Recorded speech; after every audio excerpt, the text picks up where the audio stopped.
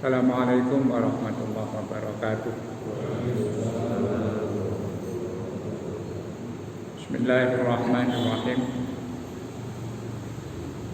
Alhamdulillahi haqqa hamdih, adada khalqihi wa ridha nafsihi, wa zinata arsyihi wa midada kalimatihi. Asyhadu an la ilaha illallah wahdahu la syarika lahu syahadata 'abdi. Wa asyhadu anna Muhammadan 'abduhu wa rasuluhu la nabiyya min ba'dih. Wa sallallahu ala sayyidina Muhammadin khairi khalqih wa ala alihi wa ashabihi wa azwajihi wa dzurriyyatihi wa man tabi'ahum bi ihsanin ila yaumina hadza wa ila yaumil liqa'ih. Amma ba'du. Bapak Ibu hadirin rahimakumullah. Alhamdulillah mengawali tahun baru Masehi, kita masih diberi kesempatan oleh Allah untuk menyempurnakan ibadah kita. Mudah-mudahan Allah senantiasa memberikan kesehatan, istiqomah, dan juga terus melakukan hal-hal yang terbaik yang bisa kita lakukan dalam menyambut kesempatan yang baru ini. Pada pagi ini saya akan menyampaikan salah satu hikmah dari Syekh Ibnu Athaillah. Beliau mengatakan, liyukhaffif alamal bala'i anka ilmuka bi annahu subhanahu huwal mubli laka walladhi wajahatka minhul aqdar huwalladhi awwadaka husnal ikhtiyar. Kalau kita terjemah, liyukhaffif,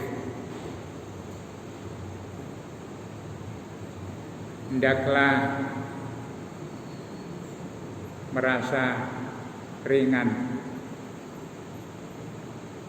atau liyukhaffif, semestinya kamu merasa ringan, alamal balai, terhadap penderitaan, suatu ujian, angka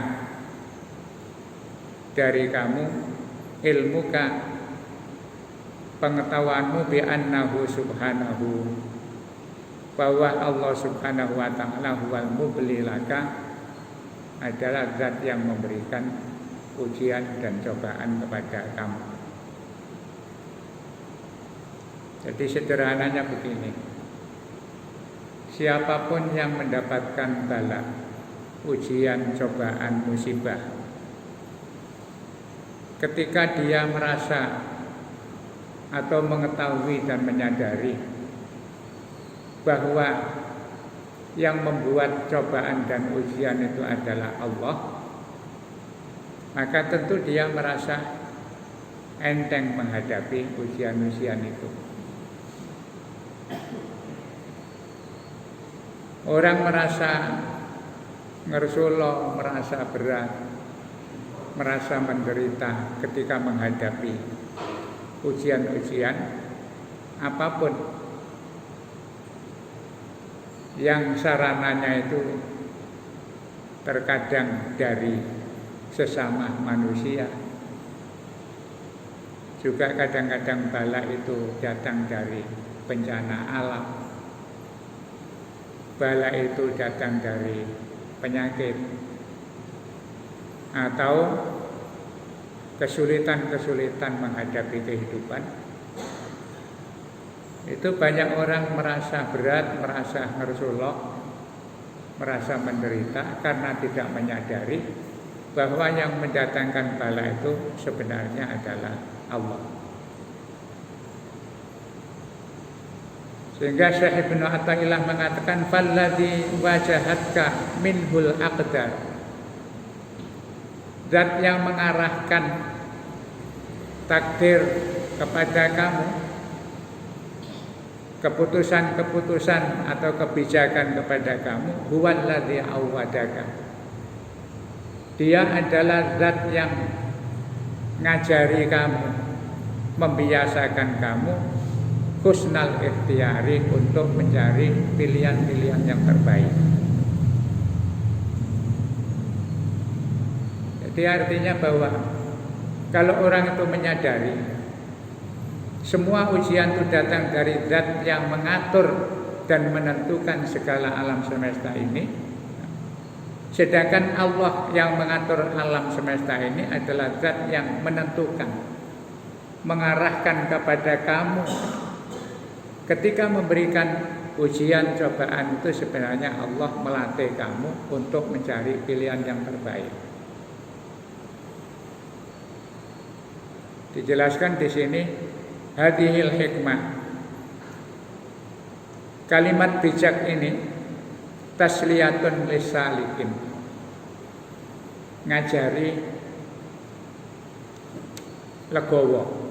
Tasliyah itu berusaha menghibur. Lisalikin kepada orang-orang yang baru belajar memahami keberadaan Allah. Termasuk kita semua ini baru belajar. Karena mayoritas di antara kita belum paham betul tentang keberadaan Allah. Walaupun kita mengucapkan amantu billah, yakin Allah itu ada, yakin Allah itu maha kasih, yakin Allah itu maha segala-galanya, tetapi mayoritas, kata Ibnu Athaillah, itu masih dalam posisi saleh. Jadi mulutnya mengucapkan begitu, tapi belum tembus ke dalam hatinya. Sehingga kadang-kadang dalam menghadapi hidup itu banyak orang yang tidak yakin, walaupun informasi Al-Quran sudah menjelaskan secara detail. Termasuk urusan bala. Masalah corona saja yang sampai hari ini menurut para ahli katanya masih berkeliaran di sekitar kita. Kalau kita menyadari bahwa itu adalah Allah yang mengatur, dan ketika Allah menentukan segala sesuatu untuk hambanya itu sebenarnya melatih agar hamba itu mendapatkan pilihan-pilihan yang terbaik. Nah, ini tasliyatun lisalikin, menghibur kepada orang-orang yang baru belajar meniti jalan menuju Allah, hatta yadzuqu madaqal arifin, sehingga dengan latihan-latihan itu nanti secara perlahan bisa merasakan bagaimana perasaan orang-orang yang sudah ma'rifat, al-arifin, orang yang sudah mengenal Allah. Fa innahu man arafa, maka sesungguhnya siapa saja arafa, yang menyadari atau mengenal, mengetahui annal balaya min maulahu, bahwa semua ujian itu dari Tuhannya, wa sayyidihi, di maula, sayyid itu adalah sebutan kita terhadap zat yang maha kuasa. Kalau menurut istilah umum, sayyid, maula itu adalah panggilan penghormatan. Maka terhadap sesama manusia kadang-kadang panggilan sayyid, panggilan maula itu juga dipakai. Dalam tradisi Arab, seorang budak atau pembantu memanggil majikannya itu selalu panggil ya sayyidi. wahai tuan kami atau majikan kami. Nah, dalam memanggil Allah juga banyak dipakai Sayyidina wa Maulana. Itu bukan berarti kemudian Allah itu sejajar dengan makhluk. Karena kita tidak bisa memberikan ungkapan yang spesialis hanya untuk Allah. Ya kadang-kadang bahasa itu bisa dipakai untuk umum, tetapi ketika itu dipakai untuk Allah, maka maknanya berbeda. Subhanallah ya amma yasifun. Maha suci Allah dari sifat-sifat yang diberikan oleh manusia. Jadi Ibnu Atha mengatakan, fa innahu man arafa annal balaya min maulahu wa sayyidihi.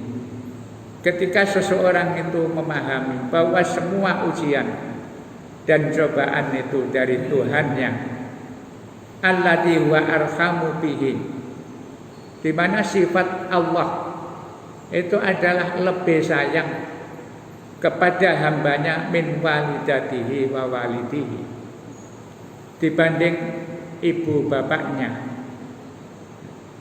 Kaifa yabqalahu bil alami ihsasun, bagaimana seseorang kemudian masih tetap merasa khawatir, merasa menderita ketika mendapatkan ujian dari Allah.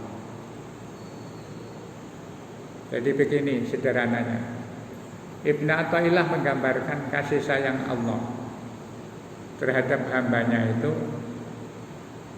ya diumpamakan. Ini sekedar contoh. Bukan berarti kasih sayang Allah itu sama dengan contoh ini. Ibnu Atha mengatakan Allah itu zat yang maha sayang kepada hambanya, melebihi sayangnya orang tua kepada anak. Orang tua itu kalau sayang anak kan segala-galanya demi anak. Jadi Ibnu Atha mengajak kita berpikir, coba perhatikan orang-orang yang sudah dewasa. Amati, perhatikan bagaimana perjalanan seorang bayi atau anak kecil ketika menghadapi perlakuan orang tuanya. Jadi bayi misalnya lahir, dia tidak punya kemampuan apa-apa. Jadi makan belum bisa, bangun juga belum bisa. Artinya belum bisa apa-apa. Ketika seorang anak pada saat dia merasa haus, kemudian nangis, maka orang tua yang punya rasa sayang kepada anak otomatis akan terpanggil untuk memberikan minum kepada anak ini dengan cara menyusui. Sudah disusui ternyata masih nangis, seorang ibu juga akan berpikir apa yang harus dilakukan untuk supaya anak ini merasa tenang.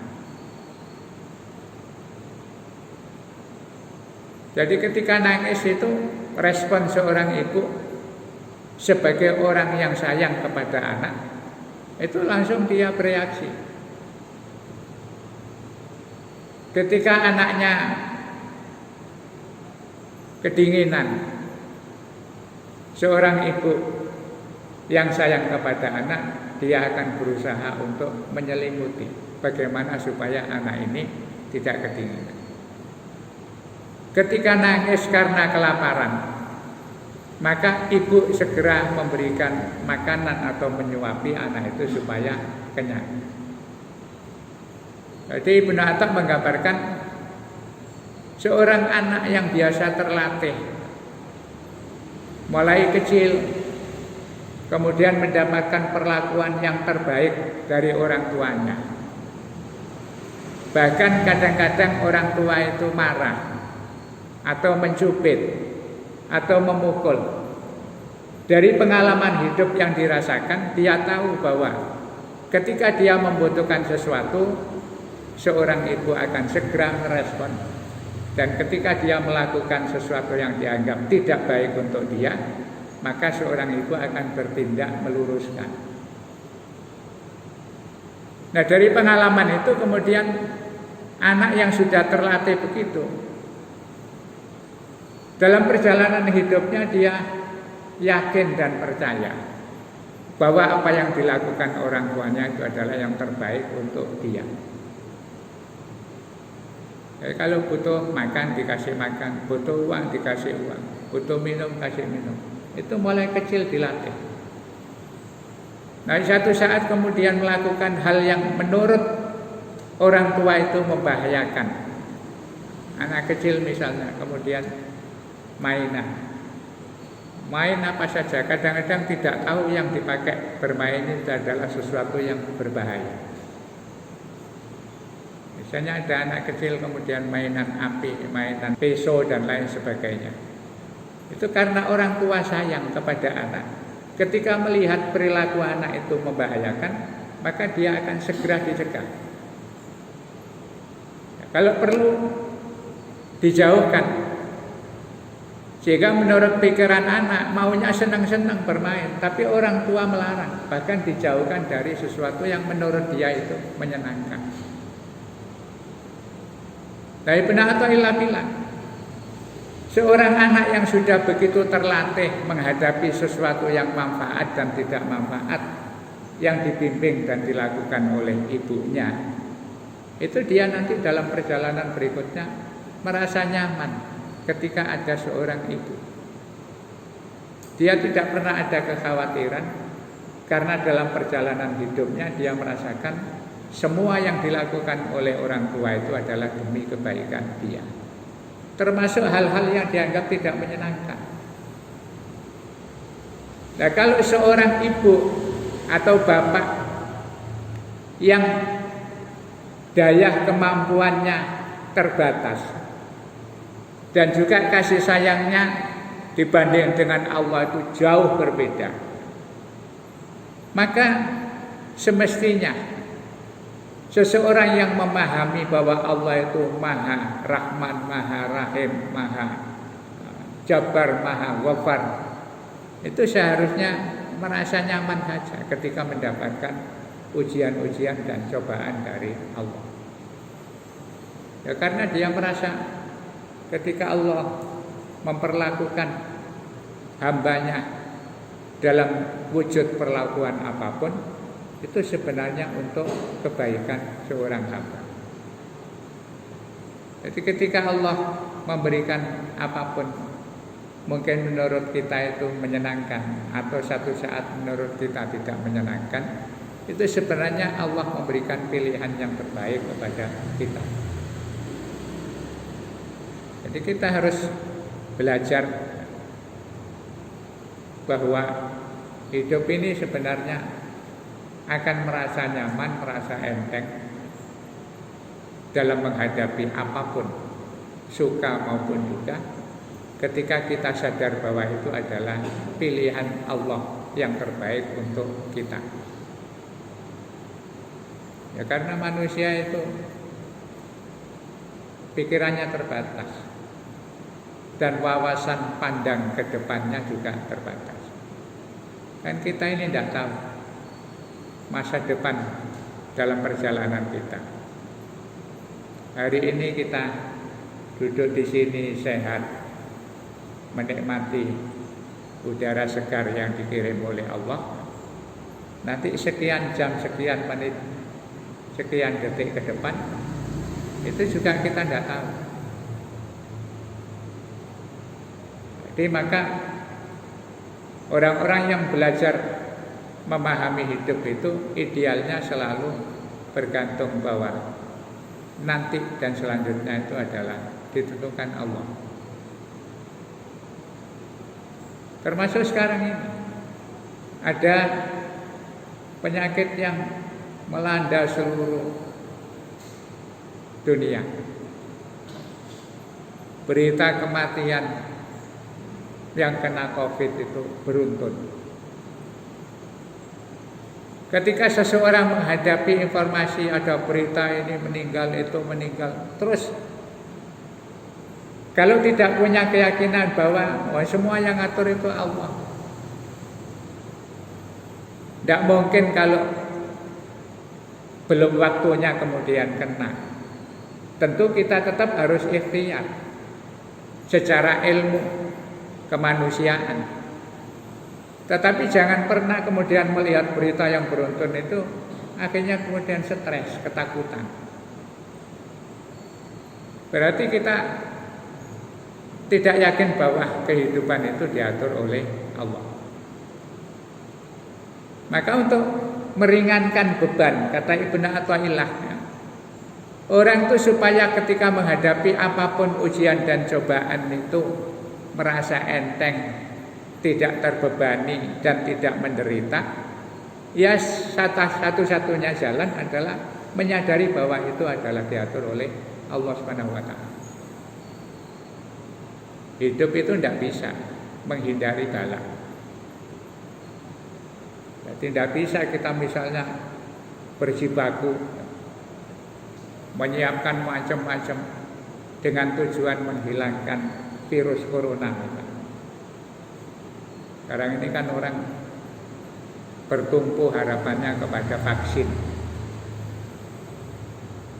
Kalau kita sekedar ikhtiar itu bagian dari usaha menyederhanakan supaya penyakit dan virus itu secara bertahap ditarik oleh Allah, itu bagus. Tapi kalau di dalam pikiran kita dengan vaksin itu kemudian diharapkan nanti yang namanya virus corona itu habis, hengkang dari bumi ini, itu tidak bisa. Penyakit itu di mana-mana ada, mulai dulu. Cuma belakangan ini dengan adanya corona itu hampir semua penduduk bumi ini panik, seakan-akan kehilangan kepercayaannya kepada Allah. Ya sampai kapanpun ada, tinggal Allah itu menimpakan kepada hambanya atau tidak. Allah itu berfirman, jangan berharap manusia hidup tidak diuji. Dan model ujian itu bermacam-macam. Walanabluwannakum bisyai'im minal khaufi wal ju'i wa naqsim minal amwali wal anfusi was samarat wa basyiris sabirin. Jadi Allah sudah mengatakan manusia itu selama masih hidup itu ada peluang untuk mendapatkan ujian dari Allah. Jangan pernah merasa bebas, tidak ada orang tidak diuji. Karena ujian itu bagian dari penataran untuk meningkatkan iman seseorang. Lah macam-macamnya ujian itu ya beda-beda. Ada berupa penyakit, ada berupa kelaparan, ada berupa kematian. Nah, sudah secara rinci dijelaskan oleh Allah. Bisyai'in minal khaufi. Terkadang orang itu diuji oleh Allah supaya dia selalu merasa khawatir. Ya, bentuknya orang supaya khawatir itu juga bisa berbeda-beda. Untuk orang yang ditakdir melarat misalnya, ya munculnya rasa khawatir itu karena dia tidak punya uang, tidak punya apa-apa. Terus khawatir, besok makan apa? Nanti kalau anak saya sakit bagaimana? Biaya sekolah anak saya gimana? Itu hanya gara-gara karena dibikin oleh Allah jadi orang melarat. Jadi khawatir itu sebabnya banyak. Orang yang punya pangkat, jabatan, kedudukan, itu juga cara khawatirnya berbeda dengan orang yang ditakdir oleh Allah fakir. Jadi kalau orang fakir itu yang dipikir kehidupan berikutnya. Orang yang pangkat, punya jabatan, punya kehormatan tinggi, itu yang dipikir bukan makannya, karena urusan makan sudah selesai. Yang dipikir bagaimana nanti Kalau jabatan saya selesai, apakah saya masih dihormati orang? Apakah saya masih bisa beli ini, beli itu? Itu karena kekhawatiran muncul dari jabatan. Jadi Allah membuat syai'in minal khaufi. Kadang-kadang orang itu takut tapi penyebabnya bisa berbeda-beda. Diberi sakit, tidak sembuh-sembuh, akhirnya terus mikir, nanti saya kalau mati gimana? Istri saya, anak saya masih kecil-kecil. Oh, kayak tidak ada Allah. Jadi orang itu jangan merasa terlalu pede ketika masih hidup itu bisa ngayomi seluruh kebutuhan keluarganya. Semua yang ngatur itu Allah. Kalau iman kita tipis dalam kondisi sakit, tidak bisa berbuat apa-apa, terus pikiran melayang kemana-mana, gimana nanti anak saya? Loh, apakah terus kalau kamu tinggal tuh anakmu nggak ada yang ngurusi?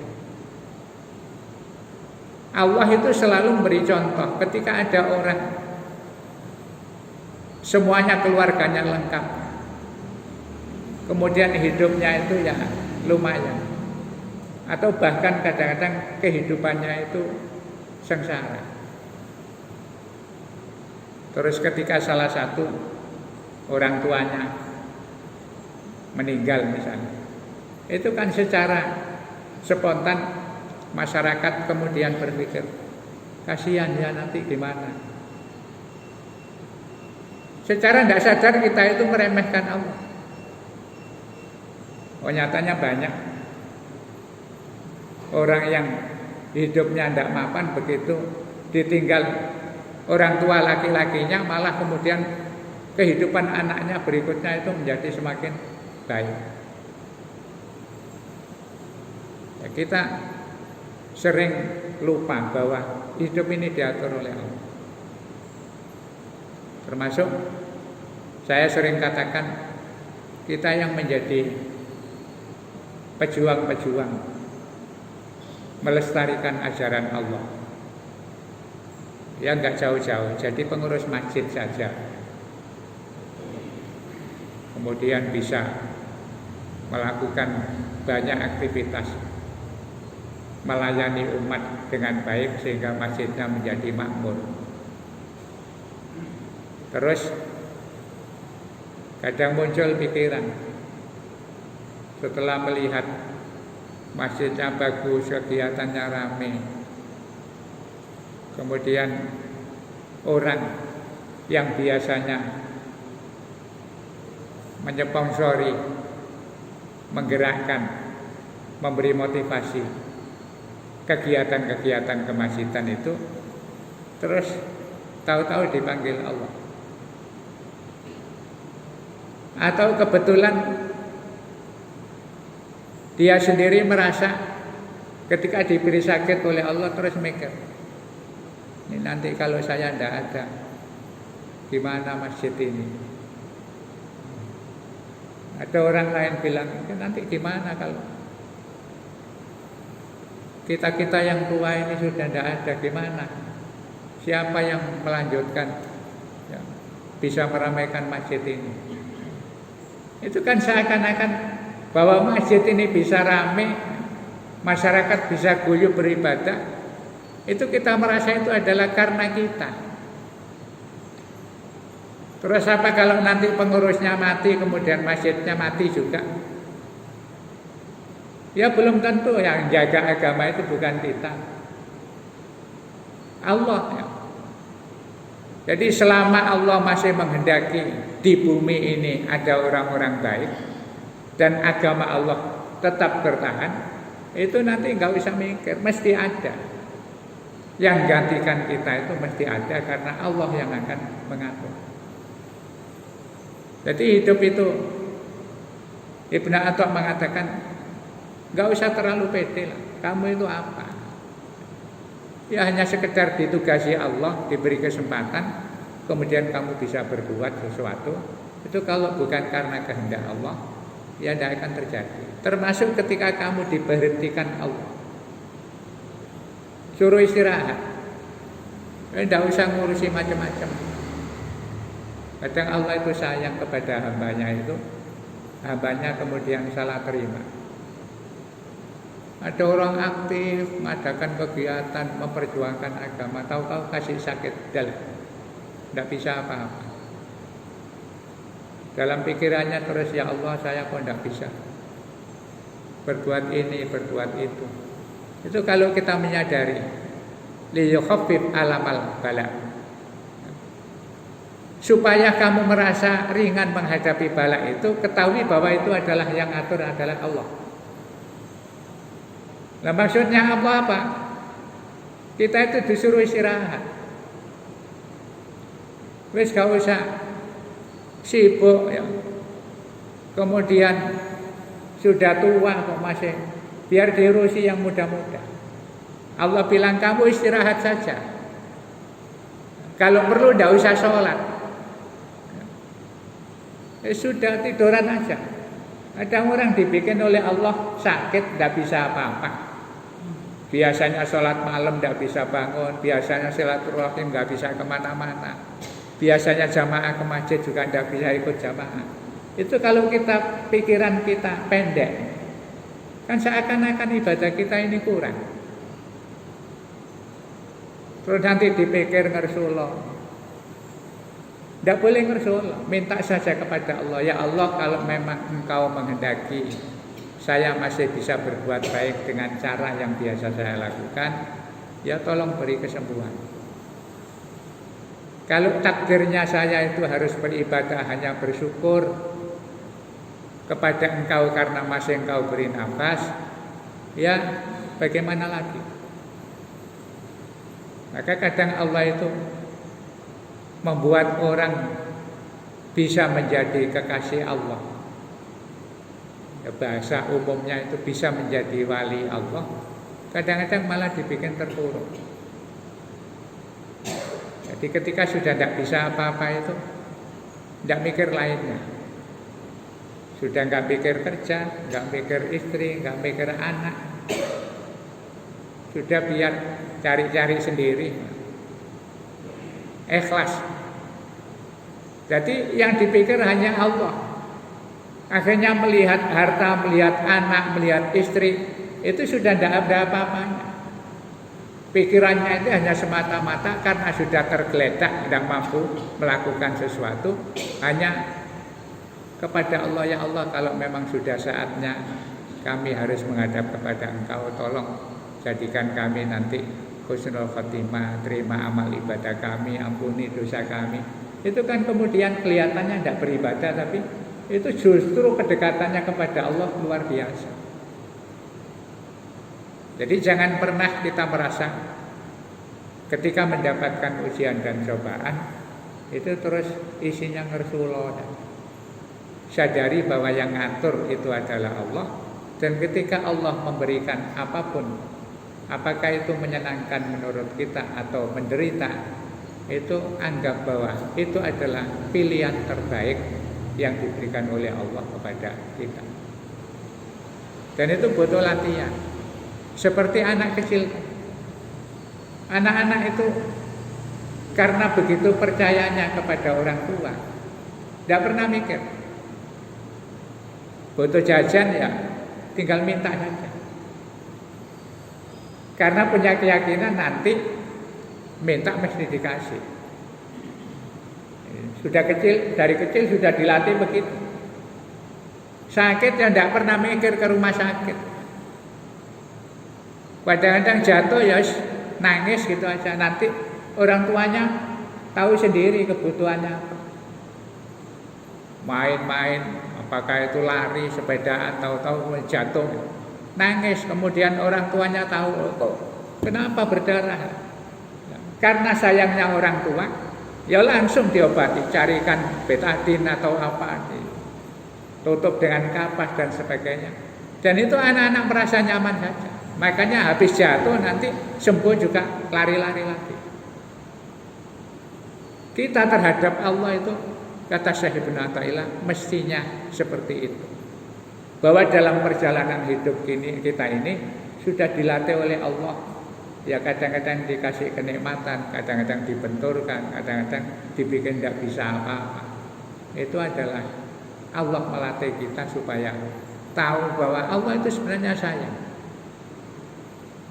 Maka dalam menghadapi apapun yang kita anggap itu sebagai kesulitan, kita harus belajar memahami, oh ternyata orang-orang arif, orang-orang makrifat itu tidak pernah mengeluh ketika menghadapi ujian dari Allah. Nah, caranya bagaimana? Ya tadi, liyukhaffif angka alamal bala. Ya. Jadi agar kamu merasa menghadapi penyakit atau ujian apapun itu menjadi ringan, ya, ilmu bi annahu subhanahu huwal mubli laka. Bahwa yang membuat kita terpuruk atau bahasa umumnya itu sebenarnya Allah. Walaupun kadang-kadang penyebabnya itu dari sesama kita. Kita sering menyalahkan orang ketika misalnya mengalami kesulitan, terus tidak introspeksi. Apakah itu istri, apakah anak, apa tetangga, kadang-kadang terus kita muncul gara-gara kamu saya jadi begini.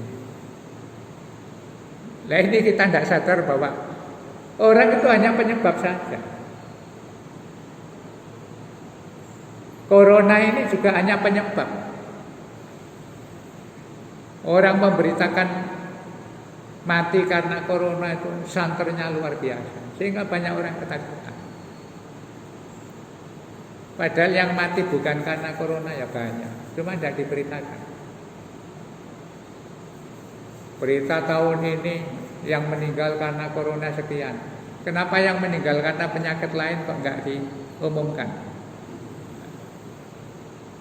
Karena kecelakaan, karena sakit jantung, karena paru-paru, karena darah tinggi, kok nggak diumumkan? Mestinya itu kalau adil dijejer.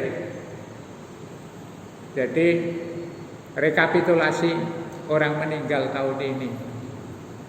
Koran itu mestinya begitu.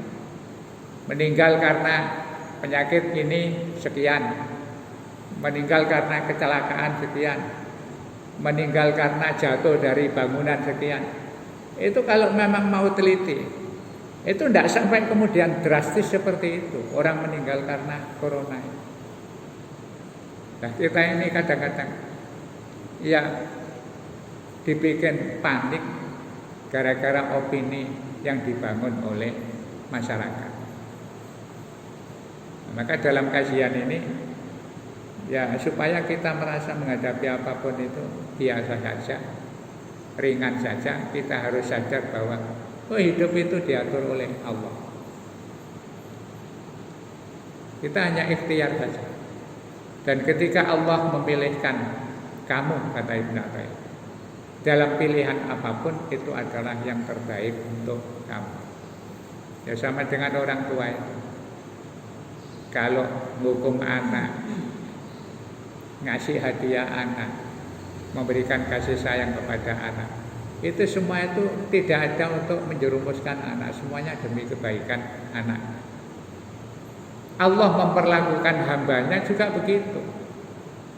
Satu saat diberi kehidupan itu menyenangkan. Namanya ibarat orang tua ya kepingin sesekali anaknya senang. Satu saat kau dilihat diberikan segala macam, saking senengnya kok main aja nggak pernah pulang. Akhirnya nanti di stop. Ya, kamu keluyuran aja nggak pernah di rumah, sudah nggak usah beli macam-macam. Allah terhadap hambanya juga begitu. Kasih kenikmatan, akhirnya terus keluyuran aja nggak pernah ingat Allah. Padahal Allah yang memfasilitasi. Anak sudah dikasih macam-macam, akhirnya nggak pulang-pulang, nggak eling orang tuanya. Ya di stop. Nah maka anak yang sadar, kan kadang-kadang kan dipukuli oleh orang tua, diciwit. Itu sekedar untuk mendidik bahwa yang dilakukan itu adalah salah, membahayakan, sehingga orang tua perlu memberikan hukuman. Allah juga begitu. Jadi semuanya terbaik. Jangan ketika kita merasa diberi cobaan, diberi ujian itu seakan-akan Allah tidak berpihak kepada kita. Orang itu ada yang justru bisa ingat Allah itu kalau dibikin terpuruk oleh Allah. Jadi ada orang itu sudah memang disuruh ibadah saja dengan cara berzikir. Maka di hikmah yang dulu kan pernah dikatakan, idza fataha laka babun minan ta'arrufi. Kalau Allah memberikan jalan kepada kamu untuk kenal dan dekat dengan Allah, fala tubali ma'aha in qalla amaluka. Kalau kamu sudah dibikin oleh Allah kenal Allah, selalu berzikir, ingat, sambat kepada Allah, sudah tidak usah mikir walaupun ibadahmu itu berkurang. Ahli jamaah kemudian sakit, tidak bisa jamaah, itu tidak usah ngersulok. Karena dengan sabar menghadapi sakit itu melebihi pahalanya kita berjamaah. Kadang-kadang kan ada begitu. Jadi boleh kita minta sembuh, andaikan tidak usah ngersulok, sakit, tidak bisa begini, tidak bisa begitu. Wong justru dikasih sakit itu supaya bisa istirahat dan hanya mikir Allah saja. Kalau sudah tidak bisa apa-apa kan doanya banyak. Ya Allah, keluarga saya tolong ya Allah, rezekinya lancarkan walaupun saya tidak bisa apa-apa. Ya Allah, sembuhkan saya ya Allah supaya bisa ibadah berjamaah lagi. Akhirnya kan sambatnya itu positif semua. Nah, ketika kita di-los dalam kondisi menyenangkan, itu yang sering tidak ingat Allah. Sudah terlalu merasa senang dengan kehidupan dunia kita. Nah, ini barangkali hikmah ini perlu menjadi, paling tidak itu kita tahu ya, orang-orang yang dekat dengan Allah itu cara menyikapi hidup seperti itu. Mungkin sekarang kita belum bisa, harus belajar. Tetapi paling tidak tahu bahwa ada panduan. Ketika seseorang menghadapi ujian apapun itu, supaya ringan, merasa tidak ngersulok, merasa tidak berat dan tidak menderita, ya anggap saja bahwa itu adalah Allah memberikan pilihan kita yang terbaik, supaya kita menjadi semakin dekat dengan Allah. Orang itu hidup itu tidak semakin jauh dari Allah. Siapapun nanti pelan-pelan akhirnya kembali kepada Allah. Nah, kalau Allah sayang, kita dilatih untuk supaya selalu ingat Allah, termasuk ketika nanti mengakhiri hidup itu, supaya menjadi orang yang husnul khotimah. Jadi ketika menghembuskan napas terakhir, kemudian pikiran dan hati kita itu kepada Allah, itu berarti kita beriman. Itu kalau tidak terlatih, tidak bisa. Orang tidak pernah sambat kepada Allah itu, nanti kalau menghadapi kesulitan juga ngomongnya itu yang muncul bukan istighfar, bukan zikir, tetapi omongan yang lain. Maka husnul khotimah itu harus dilatih. Jangan kemudian hanya mengandalkan doanya orang banyak, yang kadang-kadang doanya juga salah. Sekarang ini dengan adanya media sosial, kalau ada orang meninggal, siapapun mengucapkan innalillahi wa inna ilaihi raji'un, kemudian di situ ada doa yang enggak pas. Innalillahi wa inna ilaihi raji'un, atau kami berdoa semoga husnul khotimah. Wis mati kok didongakno husnul khotimah. Ya, husnul itu belum mati. Doakan orang husnul khotimah itu kalau orangnya belum meninggal. Nah, kalau sudah meninggal ya tidak tahu apakah tadi husnul apa su'ul itu, kita tidak tahu. Nah, sekarang itu begitu di mana-mana. Ada WA muncul innalillahi, semuanya kemudian merespon. Nah, semoga husnul khotimah. Itu doa apa itu enggak? Ya baik tapi enggak pas. Jadi kita kalau mendoakan, ya kita yang masih hidup ini, mudah-mudahan nanti husnul khotimah. Yang sudah mati itu tidak bisa. Mau sudah mati kok. Husnul khotimah dan su'ul khotimah itu kan proses mengakhiri kehidupan. Khotimah itu akhir dari kehidupan. Kalau dia di akhir hidupnya itu baik, berarti itu husnul khotimah. Kalau di akhir hidup menghembuskan nafas terakhir itu tidak baik, namanya su'ul khotimah. Sudah meninggal, kita tidak tahu tadi su'ul apa husnul. Semuanya bilang semoga husnul khotimah. Itu namanya doa salah kaprah. Doanya baik tapi penempatannya tidak tepat. Maka nanti jangan ikut-ikutan. Setelah ngaji ini kalau ada orang meninggal, doakan saja semoga amalnya diterima, dosanya diampuni. Maka Rasulullah mengajarkan innalillahi wa inna ilaihi raji'un, kemudian Allahumma ighfir lahu warhamhu atau Allahumma ighfir laha warhamha. Tidak ada kemudian semoga husnul khotimah. Nah ini supaya ada bedanya. Kita yang ngaji punya ilmu dengan yang tidak, jangan ikut-ikutan. Saya kira demikian. Mudah-mudahan ada manfaatnya. Sebelum diakhiri, kalau ada yang tanya monggo.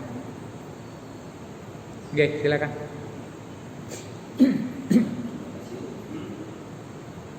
Setelah mendengarkan Ustaz tadi, kesimpulannya bahwa kalau ditimpa musibah apapun, kita harus sabar dan merasakan bahwa itu adalah dari Allah. Pernah saya menjenguk orang yang sakit. Ini malam saya menjenguk orang sakit. Orangnya itu ya biasa-biasa, tapi ketika dia sakit, pada waktu itu sakitnya kanker. Nah, dokter sudah angkat tangan, terus dia dirawat di rumah dengan obat herbal saja. Ketika saya menjenguk dia, itu sambat juga. Sambatnya begini, beda dengan orang lain. Sambatnya bukan aku, loro, tidak itu begini. Ya Allah, sakit ya Allah, tolong kurangi rasa sakit saya ya Allah. Ya Allah, juga sambat begitu. Sambatnya kepada Allah, kurangilah rasa sakit saya ini ya Allah. Bagaimana? Iya, tidak apa-apa. Jadi itu adalah sebuah sikap yang baik. Dia minta sembuh karena punya harapan supaya nanti bisa beribadah lebih baik lagi. Tapi kan sambatnya kepada Allah. Dia tidak akan pernah mengucapkan itu, panggil-panggil ya Allah ketika dia tidak diberi sakit oleh Allah. Sehingga positifnya di mana? Ya positifnya dia itu terus berzikir. Coba andaikan tidak sakit, tidak pernah manggil-manggil Allah. Tapi begitu dikasih sakit tidak berdaya, satu-satunya yang dia yakini bisa menyembuhkan adalah Allah. Itu namanya Allah memberikan hidayah. Jadi dengan cara sakit, andaikan tidak sakit, tidak pernah mungkin dia akan manggil-manggil Allah seperti itu. Karena sudah merasa orang lain tidak bisa, dokter tidak mampu, keluarga tidak mampu, siapapun tidak mampu, dia kemudian imannya muncul. Ini kalau bukan Allah yang memberikan kesembuhan, tidak mungkin. Maka dia walaupun sambatnya itu dengan cara, ya katakan suaranya keras dan sebagainya, tapi di lubuk hati yang paling dalam, dia mesti yakin bahwa dia akan sembuh kalau Allah menyembuhkan. Nah itu andaikan kemudian tidak sembuh, ya hubungan dengan Allah itu sudah menyatu. Maka itu yang saya katakan tadi, bahwa kadang-kadang kita ini baru mau menyebut Allah kalau kita dibikin terpuruk oleh Allah. Coba kalau nikmat terus, ya jarang berzikir. Zikir itu artinya ingat Allah. Wujud dari ucapan zikir itu ya tergantung. Bukan terus zikir itu umumnya, kita zikir itu kan baca la ilaha illallah. La ilaha illallah itu sebenarnya syahadat. Disebut syahadat itu karena diawali dengan asyhadu an la ilaha illallah wa asyhadu anna Muhammadar. Kalau diringkas la ilaha illallah Muhammadur Rasulullah. Ya, tapi zikir itu maknanya adalah yang penting ingat. Termasuk sambat itu adalah ingat kepada Allah. Itu namanya zikir. Ya tidak apa-apa. Berarti dia masih yakin yang bisa menyembuhkan itu hanya Allah. Dokter itu hanya sarana saja. Akhirnya kan dia sadar, oh ternyata dokter ya padha menungsane. Dia sakit ya juga belum tentu bisa menyembuhkan sendiri. Jadi begitu. Insya Allah ya. Yang penting kita itu yakin hidup ini memang tidak ada yang bisa. Oke. Setiap saat ada orang lain atau teman-temannya yang datang menjenguk dia selalu lama. Ya. Dan akhirnya hari demi hari, bulan, dia akhirnya juga meninggal. Ya. Karena dia itu teman dekat dengan saya. Waktu pemakaman saya juga ikut memakamkan dia. Oke. Setelah dapat 1 tahun sama keluarganya diambil karena dari Jogja, diambil di pemakaman di Dipindah. Waktu menggali itu saya juga ikut karena dia teman akrab saya. Iya. Nah, waktu menggali itu saya sempat heran. Waktu digali kayu fisiknya itu masih ada. Setelah kayu fisik diambil, kain kafan masih ada. Iya. Setelah itu kok jenazah itu sudah 1 tahun di dalam kubur itu, kok masih utuh. Terus diangkat, duduk ini juga masih aku begitu utuh. Sama kain kafannya yang 3 kalinya itu juga masih utuh. Apakah dosa-dosanya dihapus sama Allah dan dilindungi sama Allah? Kalau melihat teori ya. Ada.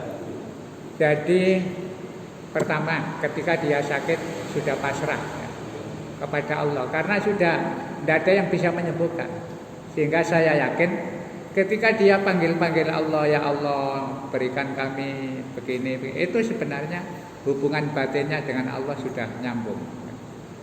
Apalagi nanti manusia itu kalau sudah yang disambati Allah, jadi Allah itu merasa malu kalau tidak mengabulkan hambanya yang sudah totalitas ya, pasrah kepada Allah. Itu penyebab pertama sehingga mungkin dosanya sudah dihapus semua. Karena di saat menjelang kematiannya itu begitu diberi sakit, dia sudah pasrah bahwa yang bisa menyembuhkan Allah, yang mematikan juga Allah. Ditambah lagi, dosa itu kan ada 2.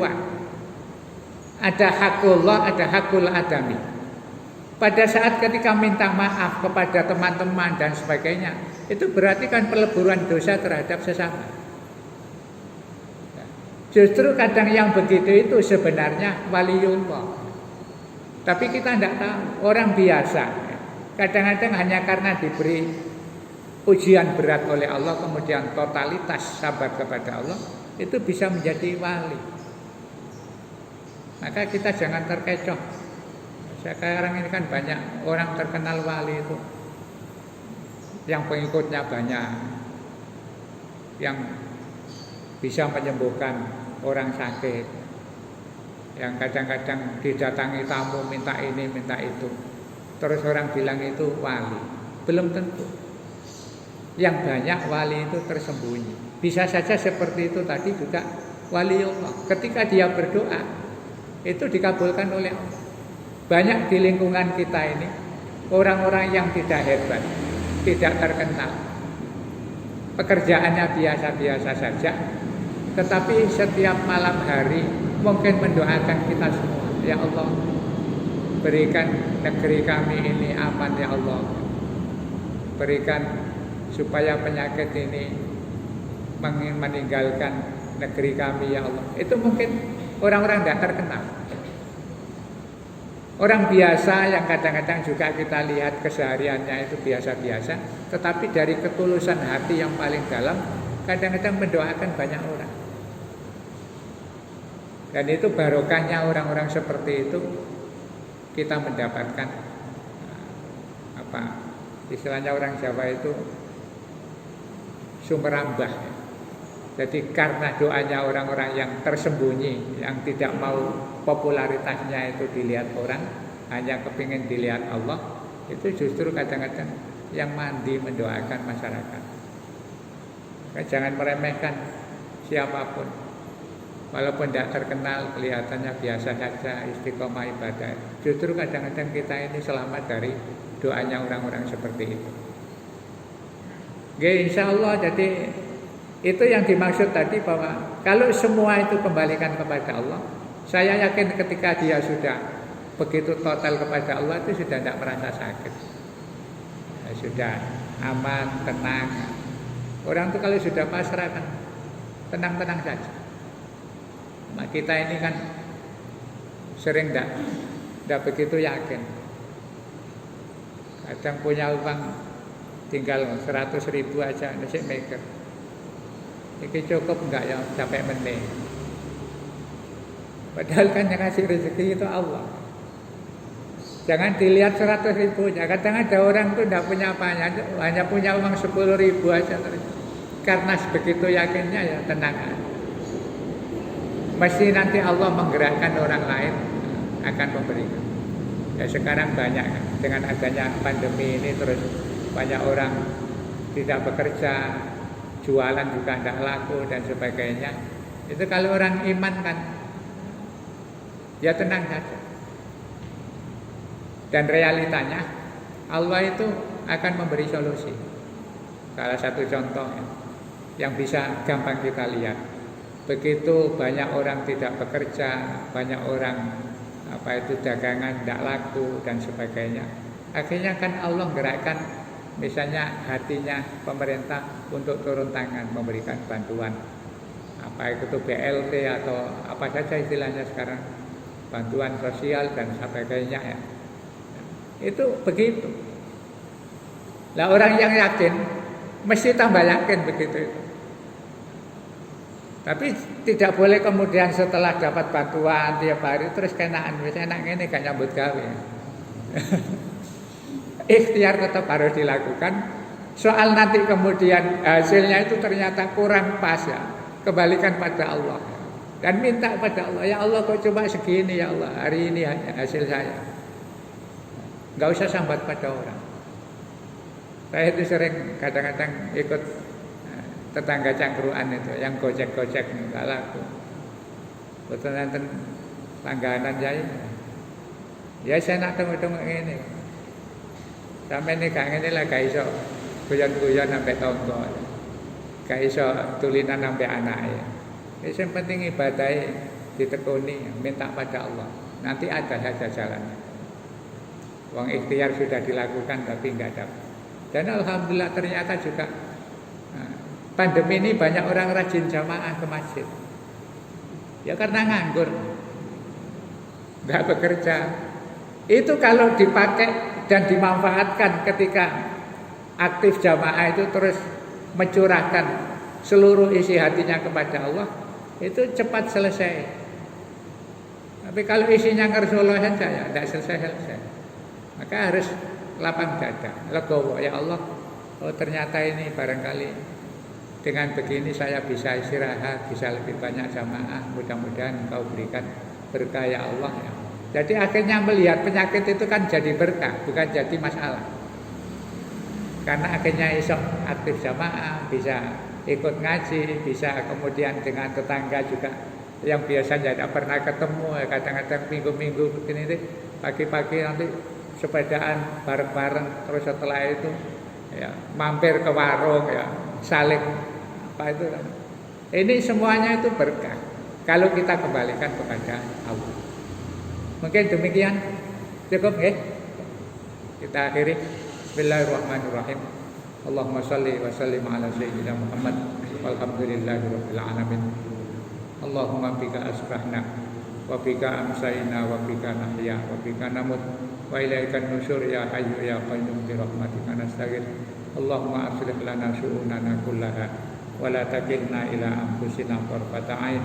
Allahumma aslih lana dinana alladhi huwa ismatu amrina wa aslih lana dunyana allati fiha ma'ashuna wa aslih lana akhiratana allati ilaiha ma'aduna waj'alil hayata ziyadatan lana fi kulli khair waj'alil mauta rahatan lana min kulli syarrin. Rabbana zalamna anfusana wa illam taghfir lana wa tarhamna lanakunanna minal khasirin. Rabbana atina fid dunya hasanah wa fil akhirati hasanah wa qina adzabannar. Wa sallallahu ala sayyidina Muhammadin wa ala alihi wa sahbihi wa sallam. Subhana rabbika rabbil izzati amma yasifun wa salamun alal mursalin walhamdulillahi rabbil alamin. Assalamualaikum warahmatullahi wabarakatuh.